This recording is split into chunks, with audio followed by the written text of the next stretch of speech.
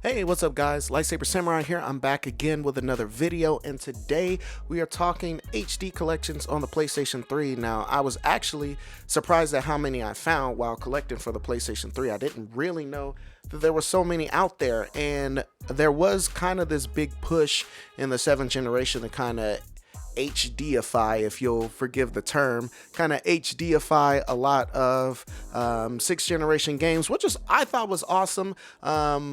Luckily, we still had backwards compatibility with a lot of the 7th gen systems, so we can play our 6th gen games for the most part on the new systems. But it was also nice to see some of our favorite games get a fresh coat of paint, and like I said, in some cases they even came in bundles with multiple games in any given series, which was super exciting. So in this video, I want to highlight 5 of those that I have here. So without further ado, let's talk about it.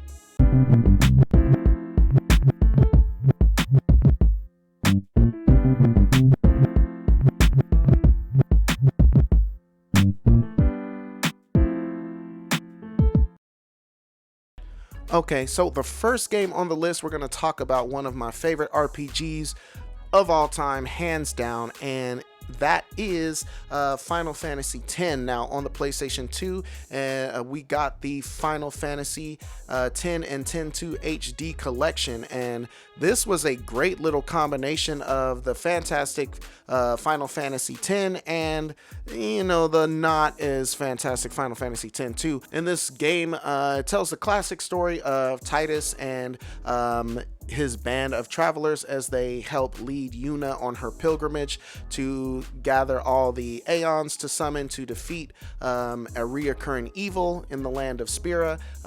This game blew me away when it originally released in 2001. It had some of the best graphics I had ever seen. This is one of the first RPGs that I played. I think it was the first RPG that I ever played that was pretty much fully voiced. Had a lot of cool, like the combat system was fantastic. They had ditched the active time battle for the first time that I can remember, and so that was a jarring change in the Final Fantasy series. But still, you had a lot of the same tropes: the good storytelling, the memorable cast of characters, the awesome villains, a lot of the same monsters, you know, from previous games return as kind of a nod to the heritage of Final Fantasy. And this is all around just a great game. Also, Blitzball is one of my favorite side games in any Final Fantasy, or any game for that matter. I can spend a whole video talking about Blitzball and just the intricacies of that. A turn-based kind of like soccer football hybrid doesn't sound very fun, but like I said, you can tweak it in the settings. You can kind of tweak it so you can move in real time as opposed to having your teammate move, having your players move automatically. And once you do that, then you get a lot more strategy involved. And it was cool going over Spira, recruiting people for that. In this remaster, you get a remaster version of that. The graphics look even better than before. It's nice and cleaned up in this, and they also threw in Final Fantasy X-2, which I never really played that much. I started it and then just kind of couldn't get into it, but I've heard since then that if you can get, you know, far enough in the story, that the gameplay mechanics and a lot of things open up and it's a much better game. So this is definitely a great way to give that a second try. If you can find this on the PlayStation 3, I think it's hovering around the $30 mark right now, and I would say it's definitely worth it. Again, you get 2 games in here, 2, you know, I mean, Final Fantasy X is an absolute classic. It was the first like major RPG that we had on the PlayStation 2. It was the one that we were all waiting for, and it totally delivered, in my opinion. The only thing I can say about Final Fantasy X, it is a little bit linear compared to other RPGs, but I mean, that's a small knock considering how great this game is. So if you see this is definitely worth adding to the collection.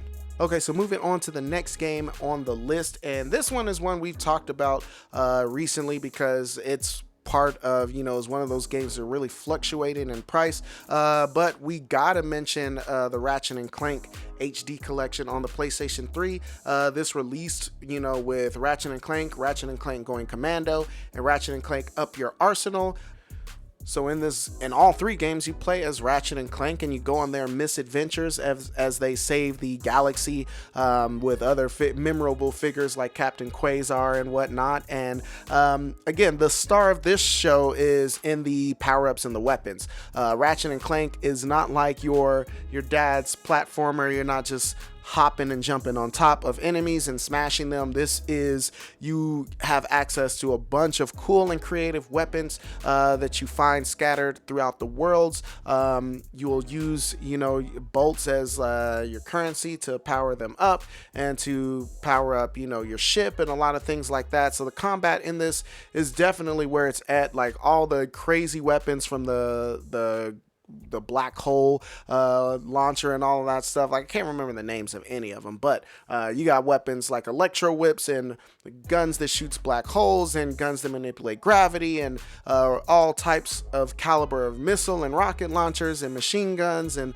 lasers and all kind of like they're all fun games. All three of them here remastered. All three of them look good. A lot of people say that the first game, Ratchet & Clank, it is a little clunky. And it was showing its age a little bit, but it's also the first in the series. So going commando and up your arsenal definitely kind of polished a lot of those, a lot of the little gameplay mechanics and things like that. This was a throwback to 3D platformers at the time. They all feature like huge 3D open worlds that you can roam around in, and again, like for $60 is what this game is going for now. That's a little pricey, but it's definitely worth it considering you get 3 of the best full-length Ratchet and Clank games in the series to date. So if you see this one, if you can snag it for cheap, grab it without question. But I would say even at the 65 to 70 it's going for, it's worth the price. And this was a game that really fostered my love for the hack and slash 3D action adventure genre. Of course, we are talking about Devil May Cry HD Collection, brought to us by the good folks at Capcom. This brings us Devil May Cry 2, and Devil May Cry 3 Dante's Awakening. Real nod to the guys here for bringing us basically like the collector's edition of all of these games. I don't think they really had one with Devil May Cry 1, but Devil May Cry 2, they give us the content that was on both discs. As you remember, that was like a double disc game, so they give us the content on both of that, so you can play as Dante or Lucia throughout their respective campaigns.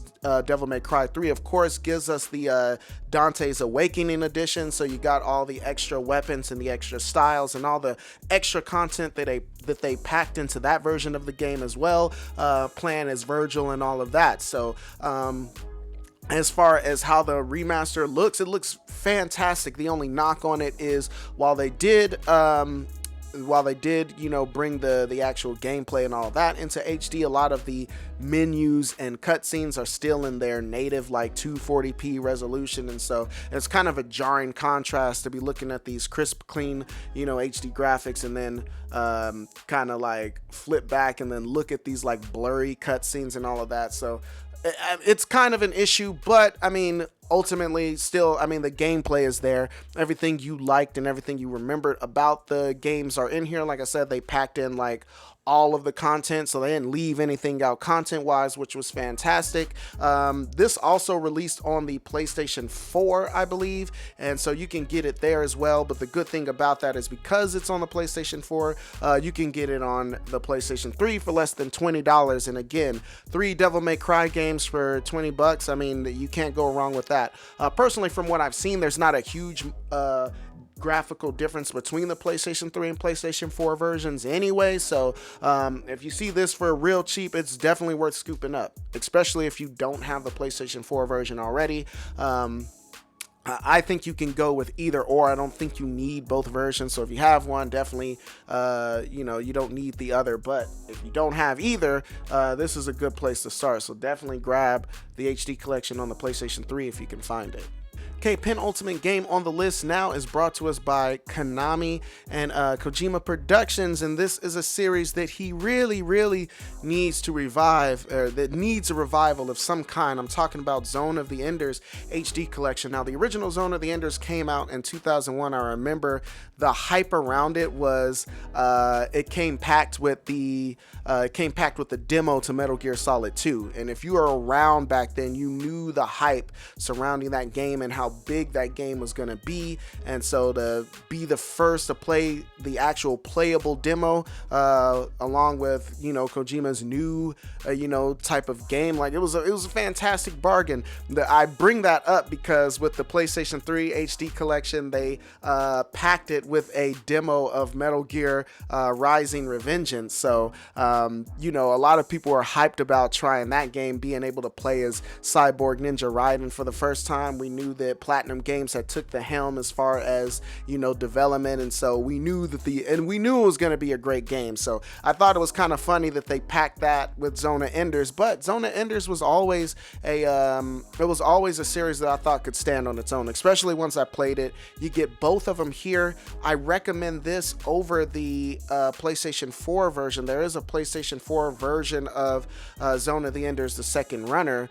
And I still want to get it because it comes with like a little VR mode that I want to try out, but it only has that game. This collection packs both games in the collection, so Zone of Enders and Zone of Enders Second Runner.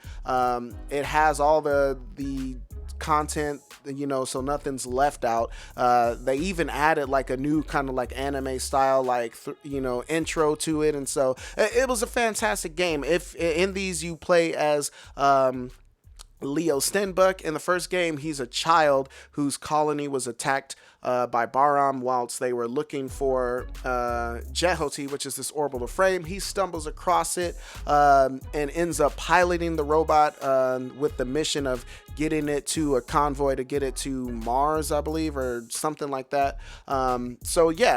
He has an aversion to killing, but he ends up killing a lot of people along the way. And so it's kind of got themes of that, pacifism and things like that in it.